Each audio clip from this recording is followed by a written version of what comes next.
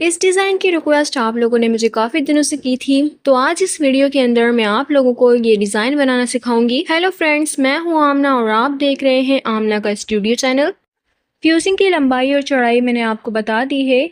ऊपर की तरफ से मैं सीधी लाइन ड्रॉ करूंगी और 2.5 इंच की मार्किंग करूंगी। लंबाई में यहाँ पर 3.2 इंच रखूंगी। आप नेक की लंबाई और चौड़ाई अपने हिसाब से भी रख सकते हैं। यहाँ पर मैं स्मॉल नेक बना रही हूँ। अब यहाँ पर नीचे की तरफ से मैं 0.2 इंच की मार्किंग करूँगी। मैं आपको यहाँ पर 1 इंच के बाद से रखकर बता रही हूँ। यहाँ पर मैंने तकरीबन 0.2 इंच की मार्किंग की है। अब मैं नेक की एक बहुत ही प्यारी सी शेप दूंगी। ये देखिए राउंड में, बिल्कुल इस तरह से। अब नीचे वी शेप की लंबाई यहाँ पर मैं तकरीबन 2 इंच रखूँगी और इस तरह से मैं दोनों मार्किंग को आपस में मिला लूँगी। अब बाहर की तरफ से यहाँ पर मैं तकरीबन 0.9 इंच की मार्किंग रखूँगी। आप चाहें तो आधा इंच से 1 इंच भी रख सकते हैं। ये डिज़ाइन मैं आप लोगों को बहुत ही डिटेल में बताऊंगी, तो आपने कोई भी पार्ट स्किप नहीं करना और वीडियो को पूरा एंड तक देखना है, क्योंकि ये डिज़ाइन बनकर बहुत ही खूबसूरती के साथ रेडी होगा। पैटर्न हमारा बन चुका है। अब मैं इसकी कटिंग करूंगी। तो सबसे पहले मैं बाहर की तरफ इसको कट करूंगी। अब इसके बाद मैं अंदर की तरफ से भी डिज़ाइन की शेप के हिसाब से इसको कट कर दूंगी। ये देखिए, और ये हमारा पैटर्न बन चुका है। आप ये देख सकते हैं, बहुत ही प्यारा सा हमारा पैटर्न बना है। यहाँ पर मैंने पट्टी ली है, जिसको मैंने फैब्रिक के ऊपर अच्छे से आयरन किया है। बुकरम की जो चौड़ाई है तकरीबन 1 इंच है। बाहर की तरफ मैंने 0.3 के हिसाब से फैब्रिक को छोड़ा है और दूसरी तरफ मैंने फ्यूजिंग के बराबर फैब्रिक को कट किया है, क्योंकि दूसरी तरफ कंट्रास्ट में मैं इस पट्टी का इस्तेमाल करके पाइपिंग की तरह इसको बनाकर रेडी करूंगी।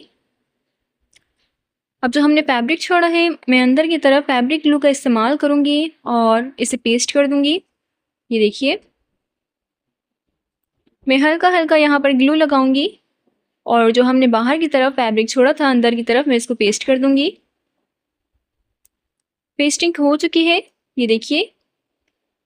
अब मैं कंट्रास्ट फैब्रिक को सीधी साइड रखूंगी और नीचे की तरफ मैं एक बूट के हिसाब से, यानी एक पॉइंट छोड़कर मैं इसको स्टिच करूंगी। यहाँ पर आपने इस बात का ख्याल रखना है कि आपकी स्टिचिंग बिल्कुल एक जैसी हो, यानी सिलाई के बराबर आपने जितना बुकरम छोड़ा है वो एक जैसा हो। तो यहाँ पर मैं एक पॉइंट के हिसाब से इसको स्टिचिंग कर रही हूँ। मैं आपको बता देती हूँ, ये देखिए, बुकरम वाले हिस्से को आपने देखना है। 1 इंच के बाद से मैं रख के बता रही हूँ, बिल्कुल एक पॉइंट के हिसाब से मैंने इसको स्टिच किया है। या आप ऊपर से भी देख सकते हैं। तो आपने भी इस तरह से इसको स्टिच करना है और बाहर की तरफ से जो फैब्रिक होगा, मैं यहाँ पर बाहर की तरफ फैब्रिक को कट कर रही हूँ, ना कि बुकरम को। ये देखिए, इस तरह से हमारी पाइपिंग की जो शेप है वो बहुत ही फिनिशिंग के साथ बनकर रेडी होगी। अब मैं कंट्रास्ट फैब्रिक को इस तरह से पलट दूंगी और इस तरह से पट्टी की शेप बहुत ही प्यारी सी बनकर रेडी होगी। अब मैं यहाँ पर स्टिचिंग करूंगी। तो ये आपको ब्लू वाला फैब्रिक दिख रहा होगा, मैं इसके ऊपर स्टिचिंग करूंगी, ना कि कंट्रास्ट फैब्रिक के ऊपर। और बिल्कुल बराबर मैं इसको रख के स्टिच करूंगी, यानी सिलाई हमारी यहाँ पर बहुत ही फिनिशिंग वाली होनी चाहिए। तो मैं कंट्रास्ट फैब्रिक के बराबर मैं इसको रख कर स्टिच कर रही हूँ। ये देखिए, आपने यहाँ पर पट्टी को एडजस्ट करते जाना है और नीचे की तरफ इसको इस तरह से स्टिच करना है। अगर आपकी पट्टी फिनिशिंग के साथ बनकर रेडी होगी तो आपका डिज़ाइन भी वैसा ही बनकर रेडी होगा। आप ये देख सकते हैं यहाँ पर मैं किस तरह से इसको स्टिच कर रही हूँ। और हमारी यहाँ पर स्टिचिंग हो चुकी है। एक्स्ट्रा फैब्रिक को मैं कट कर दूंगी। अब मैं इस पट्टी का सेंटर करूंगी।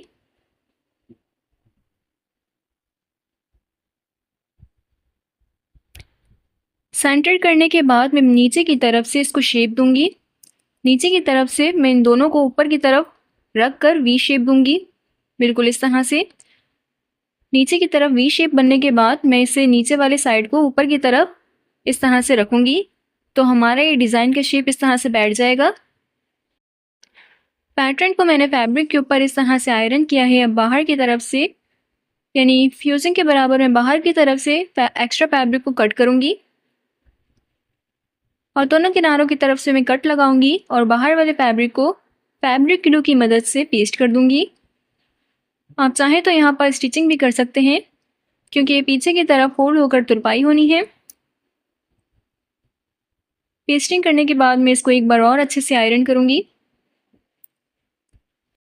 अगर यहाँ तक आपने मेरी वीडियो को देखा है तो यकीनन आपको वीडियो पसंद आई होगी। तो जल्दी से वीडियो को लाइक कर दें और एक अच्छा सा कमेंट बताएं आपको अब तक की एक्सप्लेनेशन कैसी लगी। पैटर्न को मैं फैब्रिक के ऊपर रखूंगी और बीच से सिलाई करूंगी।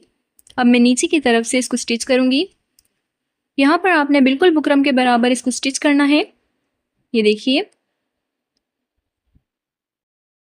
एक्स्ट्रा थ्रेड कट करने के बाद मैं पैटर्न को इस तरह से फोल्ड करूंगी एक तरफ से और पट्टी को बिल्कुल पैटर्न के बराबर यानी सिलाई के बराबर इसको रखूंगी मैं। और लंबाई मैं इसकी बता देती हूँ, आपने इतना लंबा रखना है। ये जो बुकरम है, इस बुकरम के ऊपर आपकी ये पट्टी आनी चाहिए ताकि ये सिलाई के अंदर दब जाए। अब मैं किनारे से इसको स्टिच करूंगी। बिल्कुल टॉप की यहाँ पर मैं सिलाई लगाऊंगी और पट्टी को बिल्कुल सेंटर में रखकर मैं इसको स्टिच करूंगी। ये देखिए, अब नीचे से मैं इस तरह से फोल्ड करूंगी जैसे मैंने आपको पहले बताया था। पहले वी शेप में इसको फोल्ड करूंगी, फिर ऊपर की तरफ आपको पट्टी का जो पॉइंट नजर आ रहा होगा, मैं ऊपर की तरफ बिल्कुल सेंटर में रखकर इसको स्टिच करूंगी। यहाँ पर मैंने अलग से स्क्वायर पट्टी ली है कंट्रास्ट में, जिसकी लंबाई और चौड़ाई तकरीबन मैंने 3 इंच रखी है। मैं पहले ट्रायंगल शेप में इसको फोल्ड करूंगी, फिर एक बार और इसको फोल्ड करने पर पट्टी के नीचे रखते हुए मैं इसको स्टिच करूंगी। आपने इसको एडजस्ट करके रखना है